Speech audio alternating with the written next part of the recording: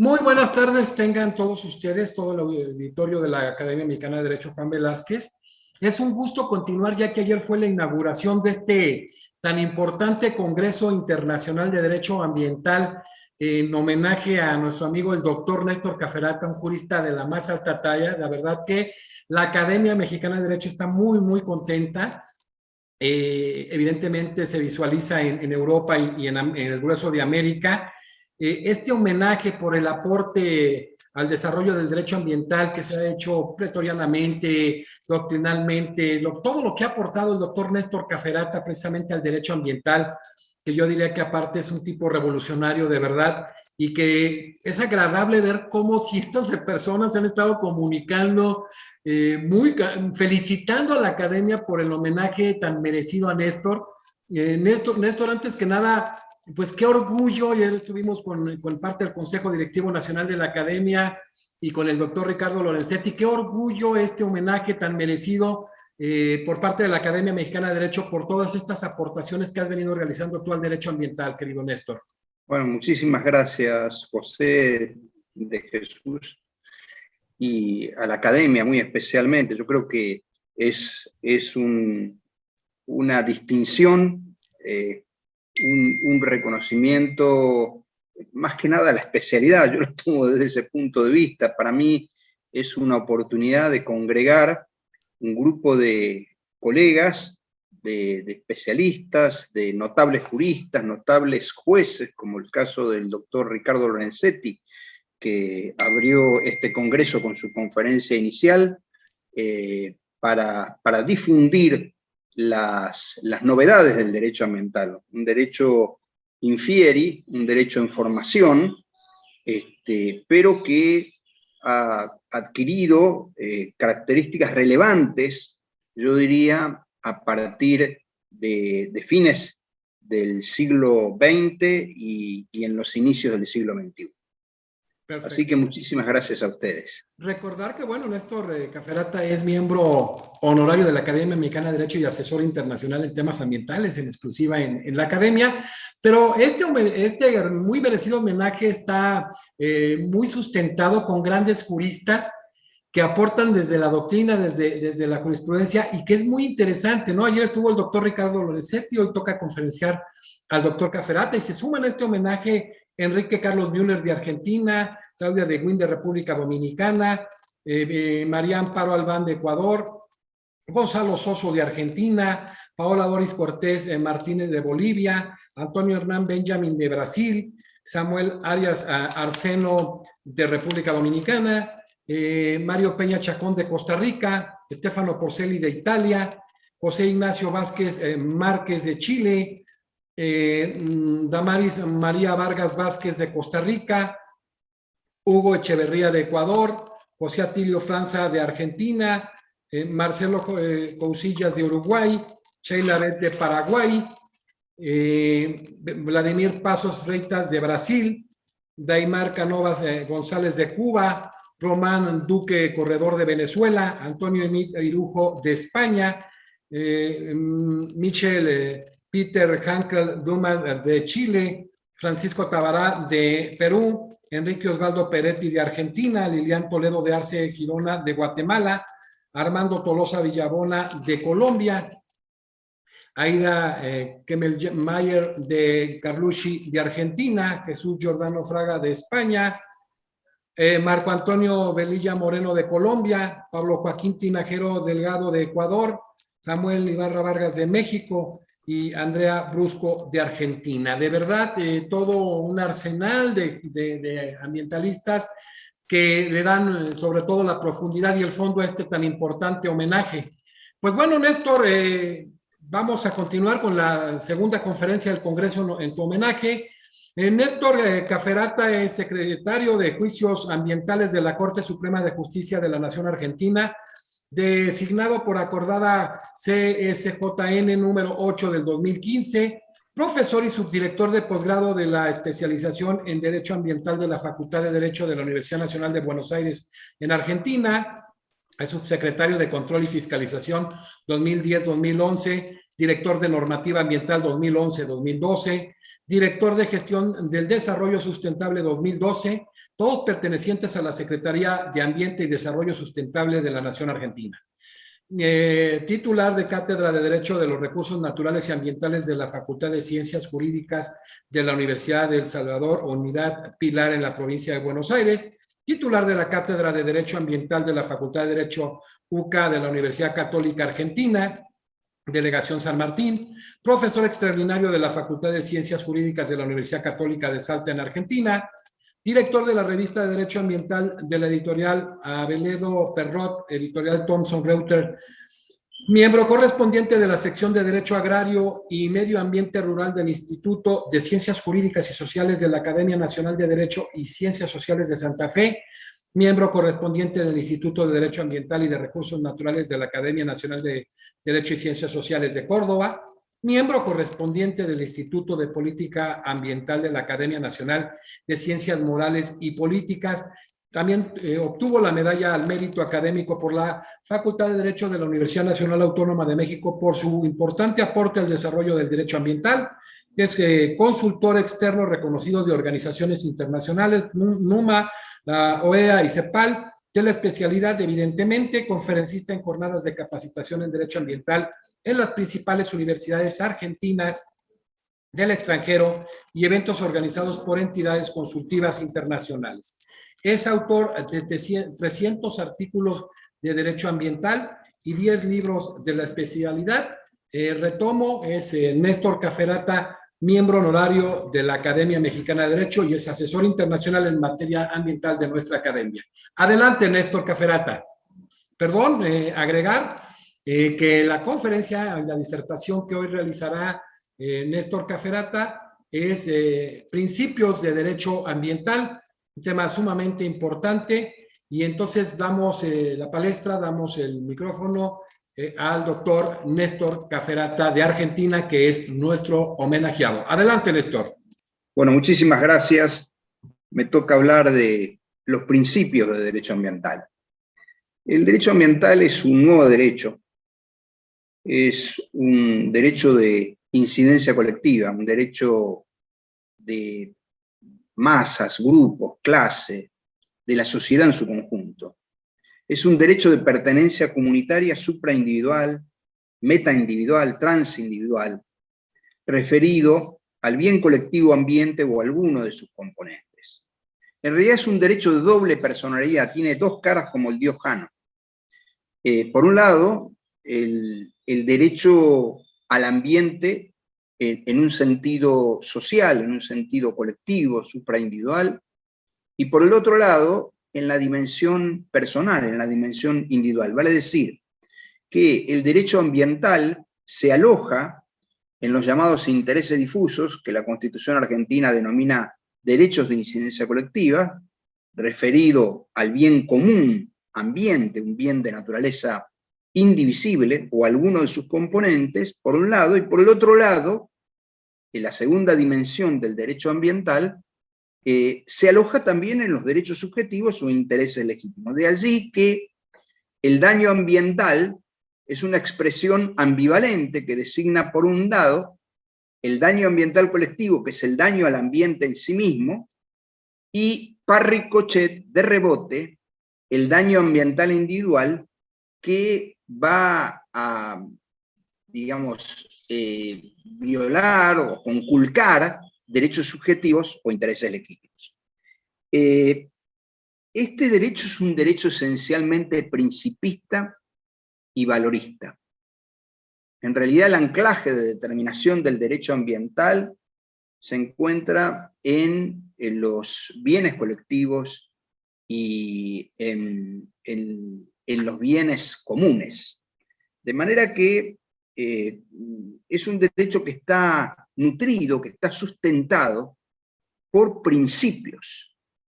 Los principios constituyen guías de conductas, nos señalan un camino, un sendero que se debe seguir. Son normas jurídicas prima facie, al decir de Betty, en estado germinal, dice Lorenzetti, que cumplen una función evocativa de los valores fundantes y al mismo tiempo una función de carácter delimitativa. Joseph Esser decía que los principios son las ventanas del ordenamiento, en tanto que Eduardo García de Enterría decía que los principios son los órganos respiratorios del derecho. El Tribunal Superior de Justicia Constitucional de España tiene una expresión semejante, en el sentido de que los principios oxigenan todo el sistema jurídico.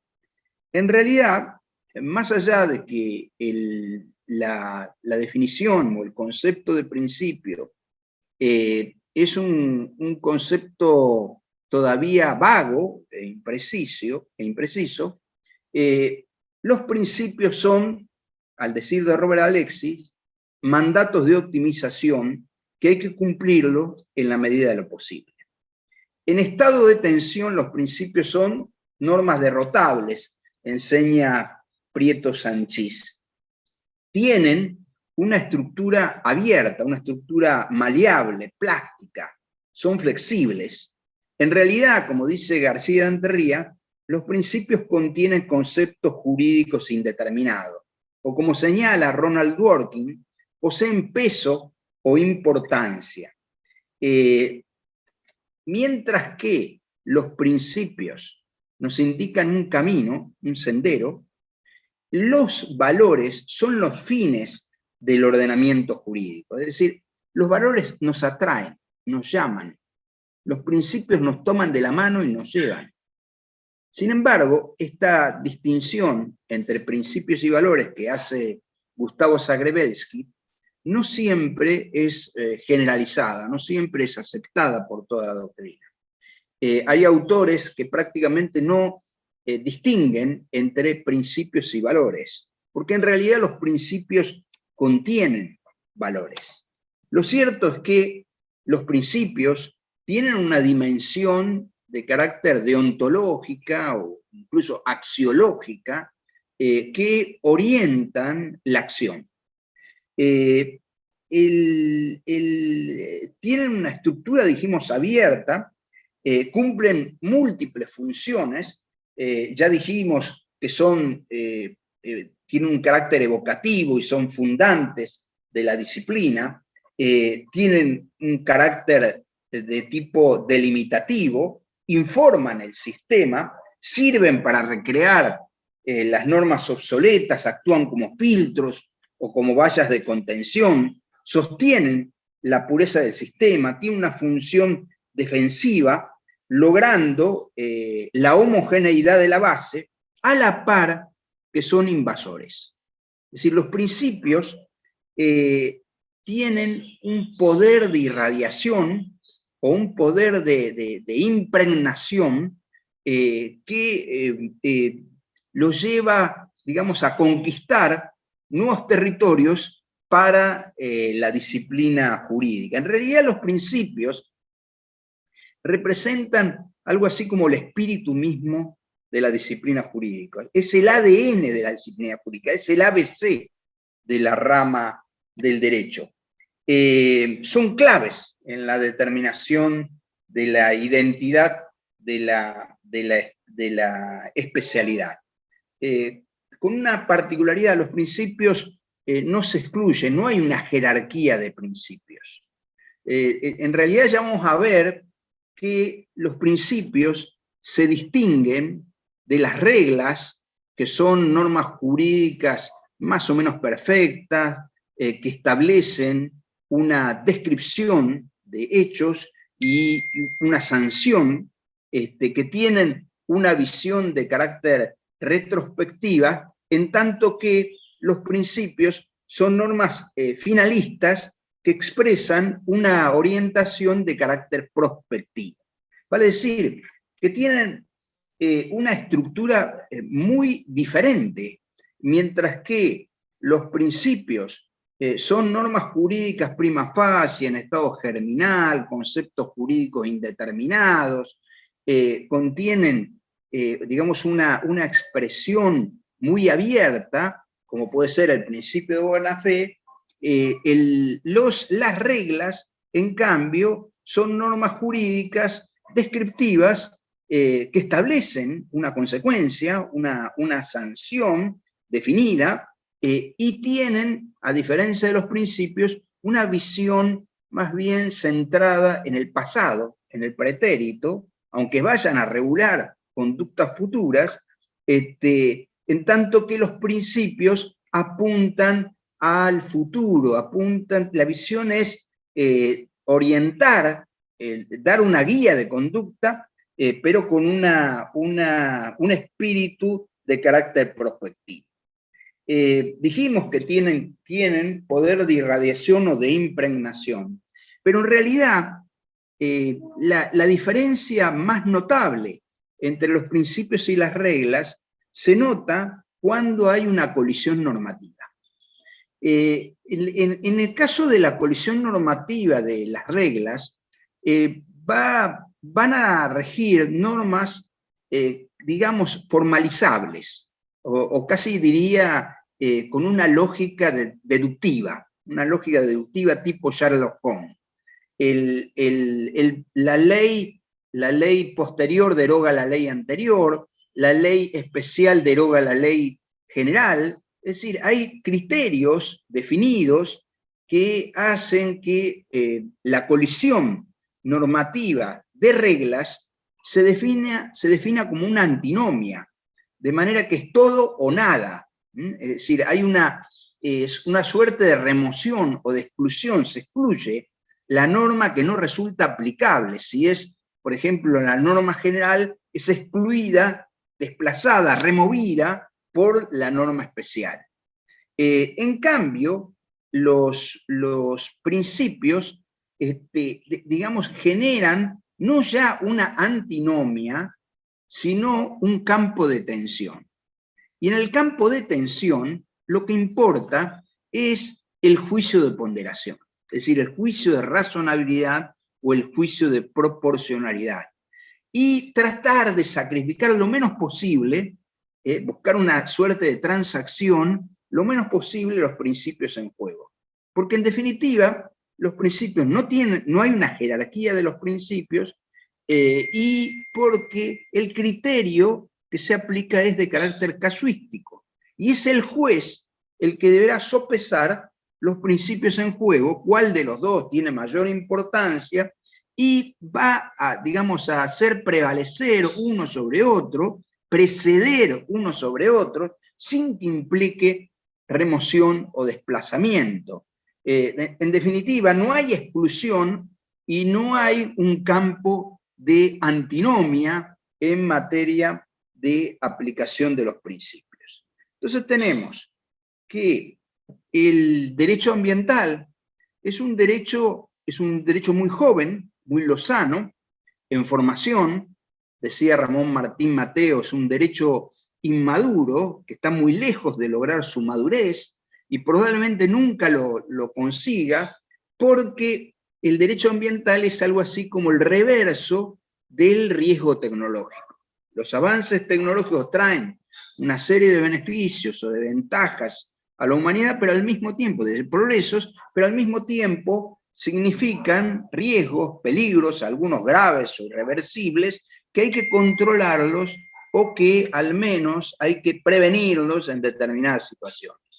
De manera que es un derecho que está en formación, y que se nutre no solamente de principios y reglas propias, sino también de normas provenientes de otras disciplinas jurídicas. Porque otra de las características del derecho ambiental, la característica dual del derecho ambiental o bifronte del derecho ambiental, es que es un derecho autónomo al mismo tiempo que es un derecho heterónomo. Es decir, es un derecho de naturaleza interdisciplinaria. Por eso nosotros vamos a encontrar que hay un derecho civil ambiental, derecho penal ambiental, derecho constitucional ambiental, derecho internacional ambiental. Es decir, el derecho ambiental atraviesa y se solapa entre todas las disciplinas clásicas del derecho, dándole su impronta. Entonces, es un derecho atípico, es un derecho anómalo, extraordinario. Es un derecho que, por ejemplo, se aloja digamos, en situaciones de tipo supraindividual, impersonales, indiferenciadas, cuando las situaciones jurídicas típicas son situaciones diferenciadas, personales, directas, es decir, es un derecho atípico por donde quiera que se lo vea. Por eso, tanto Ramón Martín Mateo como Raúl Brañez, como Eduardo Pigretti, para mencionar algunas de los grandes doctrinarios de la especialidad, históricos, decían que era un derecho revolucionario. Y Lorenzetti va a decir, este es un derecho herético, mutante, descodificante, una invitación a una fiesta a la cual están convocadas todas las disciplinas clásicas del derecho, con una sola condición, que vengan todas con un vestido nuevo. Entonces, este derecho tan novedoso, tan distinto que lo clásico, es a mi juicio el motor de cambio de una nueva cultura jurídica. Fíjense que el principio que diferencia el derecho ambiental del resto de las disciplinas clásicas es el principio precautorio. Y el principio precautorio empuja al derecho de daños y en particular y al derecho en general a operar en el ámbito de la incertidumbre científica. Y el derecho no está acostumbrado a operar en ámbitos de incertidumbre, en este caso incertidumbre científica, porque la incertidumbre científica lo lleva al derecho, lo conduce a la incertidumbre jurídica. Es decir, es cuando la mitad de la biblioteca nos dice que esta actividad es ofensiva y la otra mitad nos dice que es totalmente inofensiva. Y estamos frente a por ahí, un proyecto, una actividad de alta tecnología, en la que la ciencia se encuentra en estado parlamentario. Es decir, no hay certeza científica, existe lo que se llama la duda técnica. Cuando hubiera peligro de daño grave o irreversible, la falta de certeza científica, la ley argentina dice, o la ausencia de información, en general en el derecho comparado se habla de falta de certeza científica absoluta, no deberá utilizarse como razón para postergar la adopción de medidas eficaces en función de los costos para impedir la degradación del medio ambiente. Este principio es un principio muy novedoso dentro del derecho en general, y que genera algunas, digamos, discusiones o debates. Por eso Lorenzetti dice que el principio precautorio genera consenso en los corazones y disenso en las razones. O por ahí el genial Esteve Pardo, el administrativista español, dice que el principio precautorio lo que produce es digamos, el desconcierto del Leviatán, es decir, pone en riesgo uno de los pilares más fuertes del derecho en general, que es el pilar de la seguridad, el principio precautorio.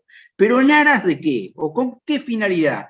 Con la finalidad de, digamos, de alguna manera garantizar la inocuidad de la actividad. Es decir, el principio precautorio aparece en la historia del derecho comparado en la ley alemana, en Alemania, y luego pasa, o sea, aparece en el derecho interno, y luego pasa al derecho marítimo, aparecen varios convenios internacionales del mar Báltico, del Atlántico, del Sur, y después más adelante vuelve al derecho ambiental, vuelve en un convenio internacional de Bamako sobre movimientos transfronterizos de desechos peligrosos en África, y definitivamente desembarca en el derecho ambiental como el principio 15 de la Declaración de Río de 1992. Pero también aparece en el Convenio Marco de Cambio Climático, artículo 3.3, y está en el preámbulo. También aparece en numerosos convenios internacionales, como compuestos orgánicos persistentes, o en el protocolo de bioseguridad de Cartagena. Es decir, es un principio que tiene un amplio reconocimiento a nivel del derecho internacional ambiental e incluso, especialmente, en el derecho ambiental latinoamericano y caribeño. Casi todos los países de América Latina lo tienen en su legislación, el principio precautorio. Algunos incluso en su constitución, como es la Constitución de Ecuador, o acá en la Argentina, que aparece en la Constitución de la provincia de Entre Ríos. Bueno, es un principio, de alguna manera, sinceramente, es enigmático el principio precautorio. Lorenzetti dice que lo que hay que hacer, el primer paso que hay que hacer, es reducir la incertidumbre. Es decir, el juez debe investigar, debe acumular conocimiento, información. ¿Para qué? Para que llegue un momento en el que el juez adquiera una suerte de estado de certeza de la incerteza. Es decir, el juez debe convencerse que ciertamente se encuentran en un ámbito de estado parlamentario científico. Entonces ahí va a tener que resolver en base a otros criterios. Siempre el criterio tiene que ser casuístico y el principio precautorio tiene la particularidad, a mi juicio, que es un principio que está compartido por el derecho, yo diría por la política, la filosofía y la moral. ¿Por qué digo esto? Porque la UNESCO se encargó de estudiar el principio precautorio y formó una comisión ad hoc, la comisión COMEST, que estudió el principio precautorio en el año 2005, que la entregó, entre otras, nuestra Aida Kemelmacher de Carlucci, una gran civilista argentina, una ex jueza de Mendoza, de la Corte Mendocina. Bueno, y yo me recuerdo que me impresionó la definición que adoptó la UNESCO sobre el principio precautorio. La UNESCO dijo que el principio precautorio se aplica en ámbitos de incertidumbre científica, cuando hubiera peligro, daño grave irreversible, o sea, todos los requisitos conocidos en el derecho comparado y en el derecho internacional público, ambiental. Pero agregó que se aplica cuando hubiera una actividad científicamente plausible, pero moralmente inaceptable. Moralmente inaceptable. Entonces, acá la temática es bien delicada, bien compleja, pero bueno, es uno de los principios del derecho ambiental que además hoy tiene, yo diría casi te diría una nueva versión, en el principio in dubio pro ambiente, pro natura. El principio in dubio pro natura es un principio que aparece en el año 2006, si mal no recuerdo, en la declaración de la UICN, la declaración final de la UICN sobre el estado ambiental del derecho. Había convocado un Congreso Mundial de Derecho Ambiental, la UICN, y culmina con una declaración en la que consagra una serie de principios, lo debo tener por acá, una serie de principios de derecho ambiental, entre los cuales se destaca el principio in dubio pro natura. Y el principio in dubio pro natura juega de la misma manera que juega el principio in dubio pro operario en el derecho del trabajo, o el principio in dubio pro reo en el derecho ambiental. En caso de duda, debe resolverse a favor del medio ambiente, a favor de la protección del medio ambiente. Ese principio in dubio pro natura, que aparece consagrado en el Congreso Internacional de la UICN sobre el estado ambiental del derecho, del 26 al 29 de abril del 2016, me corrijo, yo había dicho 2005, 26 al 29 de abril de 2016, Congreso Mundial de Derecho Ambiental de la UICN realizado en Río de Janeiro, donde se plantea promover el Estado de Derecho Ambiental como base legal para la justicia ambiental, reconociendo el valioso aporte de los principios del derecho ambiental para el desarrollo progresivo de políticas y regímenes jurídicos orientados a la conservación, al uso sostenible de la naturaleza, de todos los niveles de gobernanza, basado en el respeto de los derechos humanos y libertades fundamentales y de las generaciones presentes y futuras. Fíjense que decía, el Estado de Derecho en materia ambiental debe servir para promover la ética y lograr la justicia ambiental, la integridad ecológica de la tierra y un futuro sostenible para todos, incluidas las generaciones futuras. Y en el principio 5 consagra el indubio pro natura. En caso de duda, todos los procesos ante los tribunales, organismos administrativos y otros tomadores de decisión deberán ser resueltos de manera tal que favorezcan la protección de la conservación del medio ambiente, dando preferencia a las alternativas menos perjudiciales. Este principio indubio pro natura complementa el principio precautorio, porque el principio precautorio, llamado por un autor francés, Ewald, la vuelta del genio maligno, el principio precautorio, bueno, lo cierto es que este principio precautorio generó una serie de polémicas en la doctrina, y yo creo que eso es lo que forzó a la aparición de este principio, que es el indubio pro natura. Porque el principio precautorio, por ejemplo, en la Ley de Biodiversidad de Costa Rica, se lo enuncia, es el principio precautorio, pero el título que tiene es el principio indubio pro natura. Así que se pueden llegar a confundir. En realidad hay una diferencia entre uno y otro. Y es que el principio precautorio establece presupuestos entre los cuales está el peligro de daño grave o irreversible. Vale decir que se aplica en una etapa de peligro, una etapa de riesgo, como dicen otras normas, cuando se lo enuncia el principio precautorio, o de amenaza, una etapa que sería del predaño. En cambio, el principio indubio pro natura cubre todas las etapas. En definitiva, en la duda debe interpretarse a favor de la protección del medio ambiente. Este principio indubio pro natura se complementa con otro principio, que también es muy novedoso, que es el principio indubio pro agua, que apareció en la Declaración de Brasilia de jueces sobre la justicia del agua, declaración de 10 principios, entre los cuales se destaca el principio indubio pro agua, que es el principio 6. O sea, fíjense una cosa, ¿qué es lo que quiero decir con todo esto? Es que el derecho ambiental está cargado de principios y valores, y que hay una explosión de los principios y además hay un ascenso de los principios. Y esto no responde tan solo a las necesidades del derecho ambiental o a las características especiales de nuestra disciplina, sino también responde a un fenómeno muy conocido por Jesús, por José de Jesús, que es el fenómeno del neoconstitucionalismo.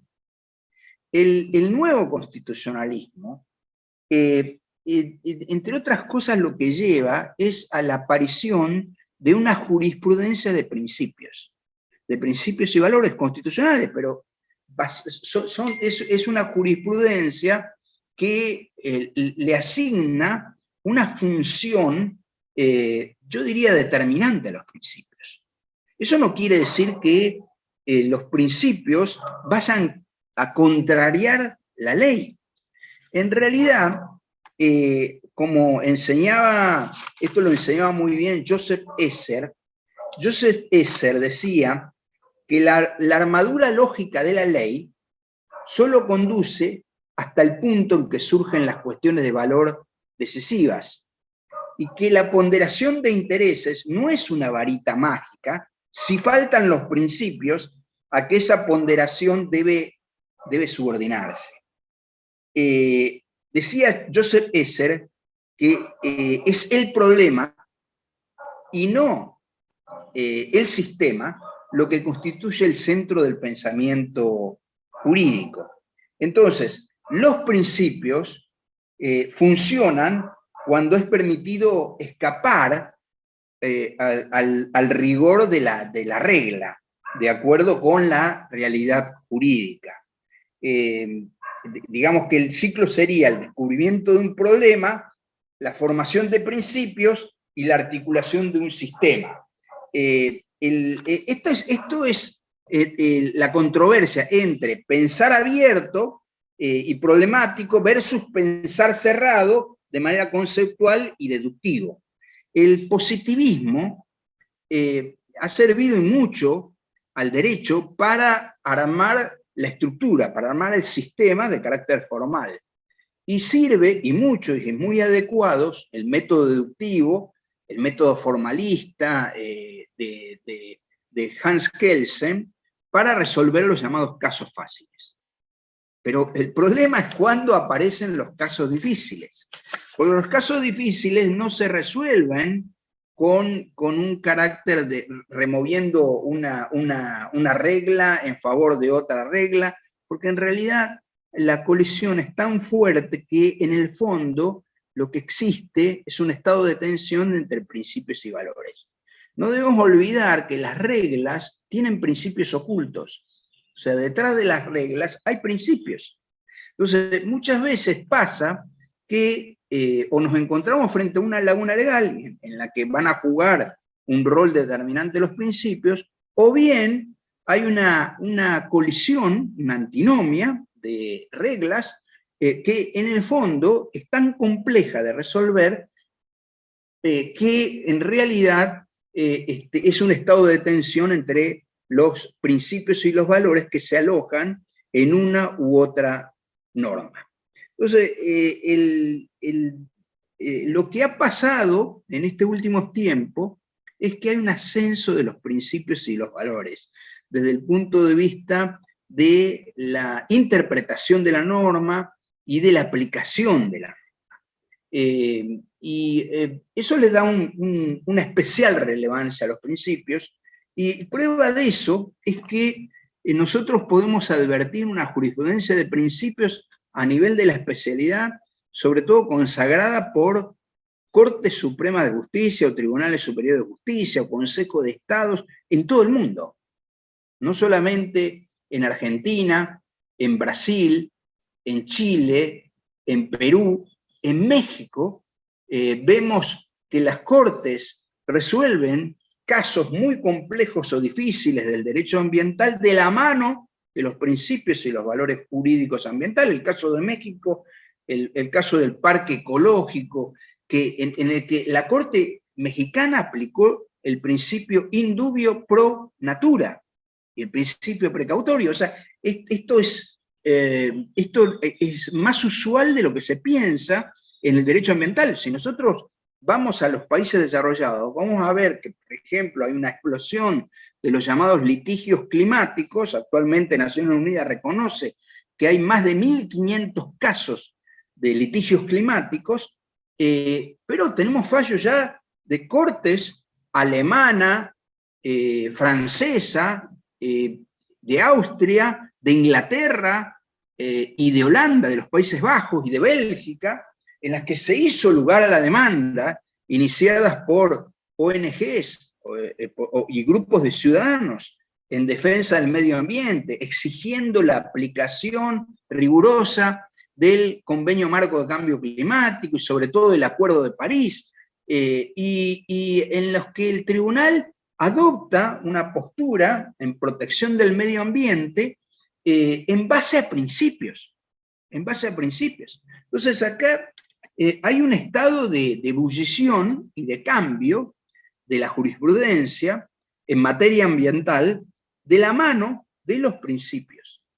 Y otra cosa que noto es que esto se refleja también en convenios internacionales o incluso en jurisprudencia de la Corte Interamericana de Derechos Humanos, como puede ser la opinión consultiva número 23 del año 2017 en el caso Colombia, o incluso en la reciente condena al Estado argentino en el caso Laca-Honjac. Bueno, en todos estos casos hay referencias a principios del derecho ambiental. Incluso ustedes tengan presente que a nivel internacional, la Corte Interamericana de Derechos Humanos distingue entre lo que ellos llaman obligaciones sustantivas de las obligaciones procedimentales. Y las obligaciones procedimentales están muy ligadas a los principios de prevención y precautorio. El derecho ambiental tiene, digamos, como regla de oro la prevención. Hay que trabajar, operar sobre las causas y las fuentes de los problemas, tratando de evitar la consumación del daño ambiental. Ese es el principio de prevención. El principio de prevención, a diferencia del principio precautorio, opera sobre el riesgo sabido, conocido, verificado, comprobado, real. En tanto que el principio precautorio, el enigmático principio precautorio, el inescrutable principio precautorio, opera sobre el riesgo, la amenaza o el peligro de daño grave o irreversible en ausencia de certeza científica. Vale decir, cuando no está claro ni siquiera la relación de causalidad. No estamos planteando una hipótesis, pero hay una situación sospechosa. Yo creo que hay hasta cierto grado de verosimilitud en este sentido. Hay un estado hay una serie de indicios que generan un estado de sospecha. El principio precautorio es riesgo incierto, el principio de preventivo es riesgo cierto. Entonces, estamos frente a un ensanchamiento de las herramientas de protección del medio ambiente, aún frente a la incerteza científica. Y decía que aparece, por ejemplo, en el Acuerdo de Escazú. El Acuerdo de Escazú sobre acceso a la información, acceso a la participación ciudadana y acceso a la justicia ambiental, contiene en el artículo 3 la mención de 14 principios de derecho ambiental, entre los cuales se destacan algunos principios compartidos por los derechos internacionales de derechos humanos, con los derechos humanos. Por ejemplo, el principio de igualdad y el principio de no discriminación, o el principio de transparencia y de rendición de cuentas, o el principio de no regresión, principio de progresividad y principio de no regresión, el principio de buena fe. Todos estos principios, de alguna manera, están consagrados en el ámbito de los derechos humanos y ahora aparecen en un convenio internacional muy especial que es aplicable en toda América Latina. Los dos últimos países que ratificaron legislativamente el convenio fueron Argentina y México, y que está vigente desde abril del año pasado. Bueno, y consagra una serie de principios que, vuelvo a repetir, están familiarizados con el ámbito de los derechos humanos, pero que a su vez contiene el principio de prevención, el principio precautorio, y también aparece el principio de máxima publicidad, de equidad intergeneracional, y algunos principios, un par de principios que son propios del derecho internacional, como el principio de soberanía y de igualdad soberana y de no perjudicar con las actividades dentro de la jurisdicción y bajo su control el medio ambiente de otros estados. Bueno, esto es una gran novedad. El Acuerdo de Escazú no hace sino poner de manifiesto dos cosas. Uno es la importancia que tienen los principios en el derecho ambiental y la proliferación de estos principios en distintos instrumentos internacionales, y por el otro lado, la base misma que tiene el derecho ambiental de derecho humano o derecho básico, o desde el punto de vista de los derechos privados, de derecho personalísimo, la íntima relación que hay entre el derecho ambiental y los derechos humanos. El derecho ambiental fíjense que es un derecho transparente, y es un derecho democrático. ¿Qué es lo que quiero decir con esto? Que el derecho ambiental, a diferencia del derecho comercial, que se basa en el secreto comercial, el éxito, la ganancia, el lucro, la ventaja económica se logra a través de la competencia, y la competencia muchas veces es agresiva y presupone cierto secretismo. En cambio, el derecho ambiental, a diferencia del comercio, es un derecho transparente, un derecho que iguala desiguales, iguala al hombre del pueblo, como dice la Constitución del Brasil, cuando habla de los intereses difusos, con los centros de poder político y económico. Es un derecho que tiene un fuerte componente social, el derecho ambiental, de justicia social. Por eso la importancia de, mejorar la calidad de vida y lograr la sustentabilidad, que es el macrofin del derecho ambiental, y de una vez por todas eliminar la pobreza. La pobreza, la situación de las clases o de los grupos más humildes de la sociedad, la mendacidad, la escasez de recursos, es una problemática que es muy sensible para el derecho ambiental, porque aquellos que viven en las llamadas villas de emergencia o en las favelas en nuestros países, tienen menor aptitud vital genérica, real o potencial, tienen un horizonte más estrecho, pierden posibilidades de desarrollo humano adecuado, y esto es un tema muy sensible para la problemática ambiental. Antonio Benjamin, en un fallo que se llama Ajax, de la Corte Constitucional del Brasil, habla de los parias ambientales, porque muchas veces los sectores más pobres de la sociedad son los más vulnerables desde el punto de vista ambiental. Viven en barrios o en sectores de la ciudad que no tienen agua potable, no tienen cloacas, no tienen servicios básicos, y esta es una problemática que atañe al derecho ambiental. De la misma manera que atañe al derecho ambiental la protección de los ecosistemas en sí mismos.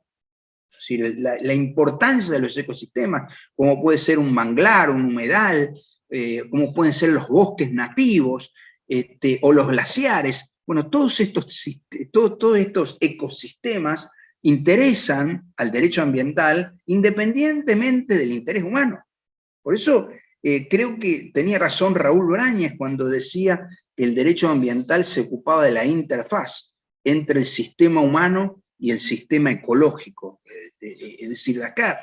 Y esto se puso muy de manifiesto con la COVID-19, con la pandemia, que es necesario proteger los ecosistemas, proteger el planeta en sí mismo, el funcionamiento del planeta. En realidad la contaminación ambiental o el daño ambiental lo que produce es un acto que contraría las leyes organizativas del sistema. La contraría las leyes organizativas del sistema. Y todo esto debe ser combatido, debe ser atendido por esta especialidad bifronte, dual, que es el derecho ambiental. Y cuando digo que es bifronte, digo también que tiene un aspecto que hace a los derechos humanos, pero también tiene un aspecto que hace a la ecología, al medio ambiente en sí mismo. Por eso ustedes van a encontrar autores como puede ser Gonzalo Soso, o Valeria Berros, o Mario Peña Chacón, que ponen el acento en el aspecto ecológico del derecho ambiental.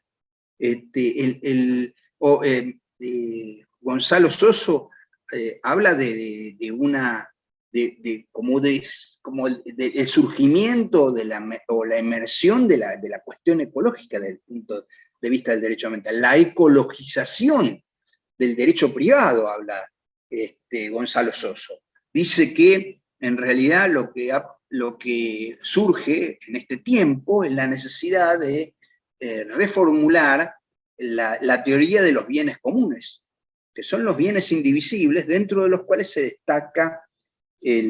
destaca sin lugar a dudas el medio ambiente. Pero quiero poner de resalto que esta tendencia yo diría, de flexibilización, de apertura, de fortalecimiento del derecho ambiental, de la mano de sus escuderos, porque los principios son los escuderos del derecho ambiental, son como el Sancho Panza. Si el derecho ambiental es el Quijote, los escuderos son los principios están parados en el fortín, en la línea más extensa del derecho ambiental, y están para luchar y ganar nuevos territorios, y para defender el territorio propio, Entonces, estos principios que, insisto, tienen carácter invasor, que tienen un efecto propagatorio, que impregnan el servicio, que impregnan todo el sistema, pero que le dan al mismo tiempo unidad y personalidad a la materia, le dan cierto grado de homogeneidad a la materia. Estos principios ya no cumplen una función tan solo subsidiaria, no vienen a cubrir las lagunas legales. Los principios en realidad informan todo el sistema y tienen un peso o una importancia propia, gravitante al momento de resolver las cuestiones del derecho que plantea esta materia, que tiene una particularidad.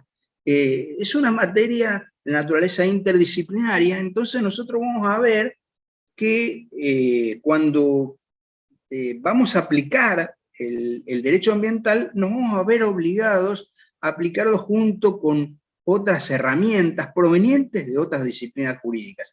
Y eso nos lleva a la aplicación de un método que se lo conoce con el nombre del diálogo de fuentes. Ese diálogo de fuentes que se realiza muchas veces entre el sistema, el macrosistema, por ejemplo, común, como puede ser el derecho civil, el derecho penal, y el microsistema, como es el derecho ambiental, es un diálogo, es un tránsito de ida y vuelta muy intenso para buscar una solución adecuada a una problemática que no tiene una resolución en abstracto previa, y que debe ser adoptada o construida sobre una base muy razonable, muy inteligente, muy pensada y con un criterio muy casuístico, con un fuerte sustento probatorio, pero que al mismo tiempo lo va a llevar al operador jurídico a desarrollar una tarea de tipo, podemos calificarla creativa, porque son casos difíciles, son casos complejos, son casos de prueba ríspida, y son casos en los que los principios y los valores entran en un estado de tensión. Entonces, no es extraño encontrar en el ámbito de la especialidad que hay una proliferación de los principios. Algún autor como José Alenza nos advierte de esto, que puede ser, nos previene de esto que digamos que puede generar un camino inadecuado, pero al mismo tiempo vemos que esto se traslada no solamente al ámbito jurisprudencial, sino también al ámbito de los instrumentos internacionales de derecho ambiental, e incluso en América Latina, en las leyes generales del ambiente. Ustedes saben que hay un constitucionalismo ambiental latinoamericano y caribeño, que la mayoría de los países de América Latina, si no todos, tienen una cláusula ambiental en su carta política, en su constitución, en su carta magna. Y que esta norma apareció, digamos, como oleadas, como enseña Gabriel Ferrer, a la luz de las conferencias internacionales de derecho ambiental de Naciones Unidas. Después de Estocolmo apareció 72 ya en Panamá, en Cuba, en Perú, después vino la Conferencia de Naciones Unidas del año 92 de Río de Janeiro, la Constitución Argentina es del año 94, entonces es como que por oleadas y como influenciados por estas conferencias, los países de la región consagraron una cláusula verde en su constitución. Pero a su vez tienen en común la estructura legal. Casi todos los países de América Latina tienen una ley general del ambiente, una ley orgánica, una ley de bases, en la que consagran principios, objetivos, establecen instrumentos de política ambiental y algunas abordan el tema, por ejemplo, del daño ambiental o del proceso colectivo ambiental. Hay leyes generales del ambiente más o menos avanzadas, muy, muy avanzadas en algunos países, por ejemplo, Perú, la ley 28611, la Argentina, la ley 25675, bueno, el México tiene una ley, creo que es del año 88, si mal no recuerdo, es una ley de las primeras leyes y de las más avanzadas en su momento, la ley del equilibrio ecológico. Bueno, casi todos los países de la región tienen una ley general del ambiente y después tienen leyes sectoriales. Pero la novedad es que a partir del siglo XXI, a partir del año 2000, los países de América Latina siguieron con esta técnica de leyes generales del ambiente, o ley de base, o ley orgánica, pero consagraron principios. La ley, por ejemplo, del Perú tiene 7 principios de derecho ambiental. Ni que hablar de la ley 300 de Bolivia, o sea, las 2 leyes sobre la Pachamama y el derecho al buen vivir de Bolivia consagran una serie de principios de derecho ambiental que son realmente revolucionarios. Entonces, esto no es casual, se da a la par que se da la consagración y la aparición de principios en, por ejemplo, instrumentos internacionales de derecho ambiental. Acabo de mencionar el Acuerdo de Escazú, pero también podemos ver que hay otros documentos internacionales muy importantes, como por ejemplo, recién mencionaba el Estado Ambiental del Derecho, de este Congreso Mundial este Congreso Mundial de la UICN de abril del 2016, o el Congreso que en realidad es de Naciones Unidas sobre el agua, en el que se consagró el principio indubio pro agua, que además tuvo su reflejo en la jurisprudencia de nuestros países. El principio indubio pro natura fue consagrado en distintos fallos por la Corte de México, la Corte Argentina, la Corte del Brasil, la Corte de Costa Rica. Hay una abundante jurisprudencia en ese sentido. La Corte Argentina lo consagró en una causa relacionada con la defensa de los humedales, una causa que se llama Majul, y habló del principio indubio pro natura y el principio indubio pro agua. Pero además, hay una organización que agrupa a todos los jueces de Iberoamérica, la Cumbre Iberoamericana de Jueces, que reúne a los principales tribunales de justicia de todos los países de la región, que tiene una comisión de medio ambiente, y esta comisión, que estaba presidida, entre otros, por Sergio Muñoz, del juez de la Corte de Chile, Ricardo Lorenzetti de Argentina y Antonio Benjamin de Brasil, promueve un documento que fue aprobado a nivel de la Comisión y de la Corte Interamericana, que consagra 95 principios de derecho ambiental. O sea, la temática de los principios en el derecho ambiental es una temática realmente extraordinaria y que merece un acercamiento y un estudio constante de parte de todos los operadores jurídicos. Esto desde el punto de vista sustantivo, estamos hablando de principios de derecho ambiental, pero que tienen carácter sustantivo. Podemos mencionar otros principios, pues si tomamos Escazú, cuando en el artículo 8 detalla, digamos, establece una norma en materia de acceso a la justicia ambiental, en realidad consagra principios para producir una apertura legitimatoria amplia, para facilitar la producción de la prueba mediante la inversión de la carga de la prueba o la carga dinámica de la prueba, para consagrar una suerte de medidas cautelares tempranas, anticipatorias. Bueno, todo esto son principios, pero de derecho procesal, que ahora aparecen en un convenio de enorme relevancia para el derecho ambiental, como es el convenio de Escazú. Bueno, esto es un poco lo que yo quería mencionar con respecto a esta temática. Quiero terminar con una pequeña apreciación, y era que yo decía que hay muchas sentencias hoy de tribunales superiores de justicia en materia de litigios climáticos.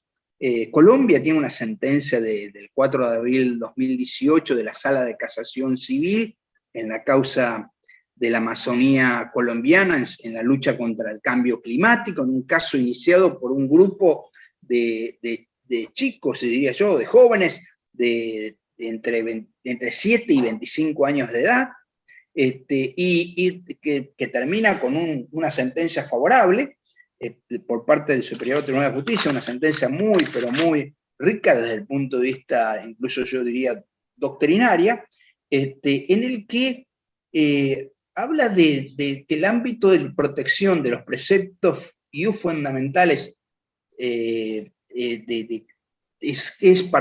para la persona individual, pero también es para el otro. Y esto es una reflexión que es muy importante, porque, como enseña Federico de Lorenzo, el derecho ambiental nos hace repensar el otro en materia de daños. Y en realidad nos hace repensar todo el derecho. El derecho ambiental es el motor de cambio de una nueva cultura jurídica, eso no cabe duda. Lorenzetti dice que están en revisión todas las teorías. La teoría de la norma, la teoría de los bienes, la teoría de los derechos, la teoría del daño, la teoría del proceso. Está en revisión todas las teorías, incluso la teoría del acto jurídico. Por eso hay que repensar el otro, no dañar al otro. Bueno, en el derecho ambiental tiene un significado muy especial, porque a partir de la emersión del paradigma ambiental se concibe a la naturaleza como sujeto de derecho. Y la visión metodológica es ya no de lo individual a lo colectivo, sino de lo colectivo a lo individual. Y se habla de la función ecológica de la propiedad, de la función ambiental de la propiedad. Entonces, tenemos que repensar todos los institutos clásicos del derecho, y dentro de este fenómeno revolucionario que es el derecho ambiental, bueno, tenemos que repensar los principios del derecho ambiental. Muchísimas gracias, querido Néstor. Esta segunda jornada de conferencias en homenaje a tu trayectoria es importantísimo. Has acuñado cuestiones bien interesantes. Esa sentencia que manejaste, creo que fue la de Luis Armando Tolosa, ¿no? En la colombiana. Sí, sí. Que va a estar sí, con sí. nosotros también, muy contento, sumado a este homenaje a tu persona. Sí, sé que declaró como sujeto de derecho a la Amazonía. Así es, a la Amazonía. Sí, la Corte colombiana tiene una serie de fallos muy interesantes en la materia, y muy novedosos, muy novedosos. Y Luis Armando es de tu estilo, porque tiene más de 1000 ponencias, también es un monstruo. Entonces, me da muchísimo gusto. Hoy más que nada, más que nunca, este reconocimiento representa el que tus pares de alguna manera se den cuenta que tú has sido una de las personas que has venido generando cosas muy importantes, tanto en la jurisprudencia como en la doctrina, en el desarrollo del derecho ambiental. Aparte del ser humano extraordinario que eres, yo no me ha tocado coincidir con esto en muchos lados. Estuvimos en Iguazú, estuvimos en varias partes. Y me quedó muy grabado un viaje que tuvimos, ¿te acuerdas, Néstor? Que partimos, nos llevaron en vehículo ¿de dónde fue? De Santa Fe a Rosario. A Rosario, sí. Nos quedamos primero ahí y luego de Rosario nos fuimos directo hasta La Campana, ¿te acuerdas? Sí. O sea, sí. Bueno, yo te agradezco muchísimo. Quiero decir una cosa más chiquitita, antes que me olvidaba, y es esto. El derecho ambiental es tan atípico que no solamente protege a las generaciones presentes, sino también a las futuras. Por eso aparece el principio de equidad intergeneracional. Y es un derecho democrático, porque es un derecho de naturaleza participativo. Por eso la importancia de la información pública ambiental. en el derecho ambiental. Es la vuelta del pueblo al ágora, decía Morelo, es decir, la vuelta del pueblo a la plaza para discutir los problemas. Por eso la importancia de la sociedad civil y de las organizaciones no gubernamentales y del ciudadano en la defensa del medio ambiente. Pero hay dos principios que destaco que son importantísimos dentro del derecho ambiental. Uno es el que recién mencionaba, el principio de equidad intergeneracional. Y esto implica repensar qué volumen de protección de cosas le vamos a dejar a las generaciones futuras. Tenemos, decía Morelo, que tenemos una hipoteca moral en favor de las generaciones futuras. Hay que dejarle, digamos, las mismas cosas, los mismos valores, los mismos bienes que recibimos, o mejores bienes. Y en segundo lugar, el principio de sustentabilidad. En realidad el macro fin del derecho ambiental es la sustentabilidad. La sustentabilidad es un principio ya más que sustantivo, es el principio de los principios del derecho ambiental, que tiene tres dimensiones, ¿no? Dimensión ecológica o ambiental, dimensión social y dimensión económica. El derecho ambiental es un derecho articulador, es un derecho que tiene que conjugar todas estas dimensiones para, por un lado, lograr el progreso social y, por el otro lado, preservar los recursos naturales y los recursos culturales y lograr el progreso económico. Es un gran desafío que tiene la humanidad, el mundo. Oye, en todos estos debates, Néstor, cuando se hablaba de los derechos de las que primera, segunda, tercera, cuarta generación, sí, se hablaba de que podía ser de tercera y cuarta generación, o sea, simultáneamente. Claro, sí. El derecho, si nosotros adoptamos esa clasificación, que en el ámbito de los derechos humanos por ahí algunos la discuten, pero bueno, claro, desde el punto de vista didáctico es válida. Y el tema del surgimiento. Nosotros sabemos que los derechos humanos de primera generación son los derechos civiles, políticos, que nacen con la Revolución Francesa en 1789, los derechos humanos de segunda generación, los derechos sociales, económicos y culturales que aparecen por ahí, más que nada en la década del 40. Ahí aparece en el 40, pero la primera constitución de corte social fue la mexicana del 17. La mexicana. Y la segunda la de Weimar, pero la primera la mexicana. Fue la primera. Sí, señor. La primera fue la mexicana. Generación con Karel Basak. Exactamente. Estos dos derechos son derechos de naturaleza, el primero, mejor dicho, es de naturaleza, digamos, de abstención, ¿no? De inhibición. Sí. No se metan con mi vida, denme libertad. En cambio, es del Estado liberal del derecho. En cambio, es del Estado social del derecho. Son derechos de naturaleza creditoria o prestacionales.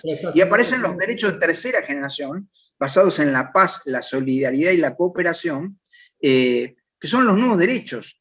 Son los derechos de incidencia colectiva, los intereses difusos. Aparece el derecho ambiental, el derecho del consumidor y del usuario, el derecho contra la discriminación social, el derecho de género, el derecho de las comunidades originarias. Todos estos derechos son los nuevos derechos. Son derechos humanos de tercera generación, claro. Pero Morelo y Lorenzetti dicen que en realidad estos no solamente son derechos humanos de tercera generación, sino derechos humanos de cuarta generación, en cuanto alojan el principio de equidad intergeneracional y además tienen, como bien jurídico tutelado, muchas veces la calidad de vida, que es un concepto muy complejo, muy especial, atípico, y eso hace que estos derechos humanos sean, además de tercera generación, de cuarta generación.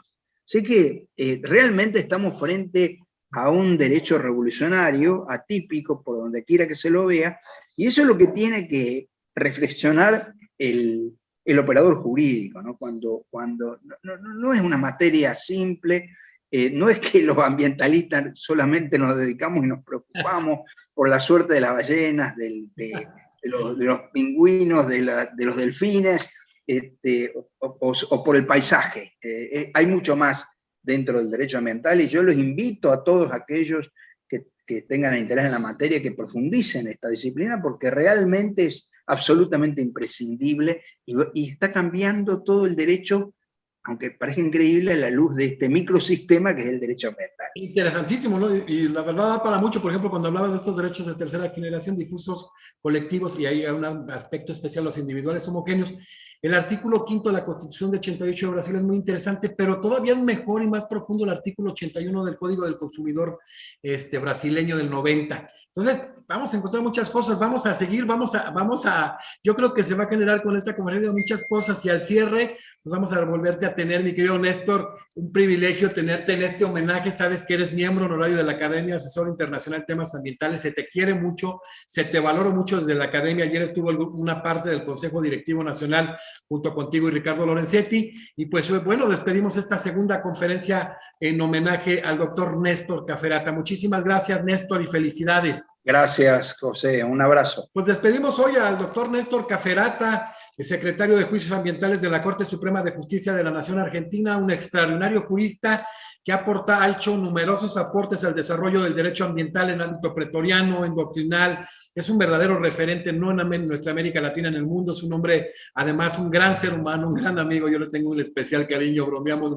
muy seguido, pero la verdad le ha aportado tanto a un tema que se está construyendo día a día, pero de una manera vertiginosa, con juristas de la talla de Néstor Cafferata. Y continuamos el día de mañana con la tercera conferencia. Muchas gracias. Gracias, Néstor.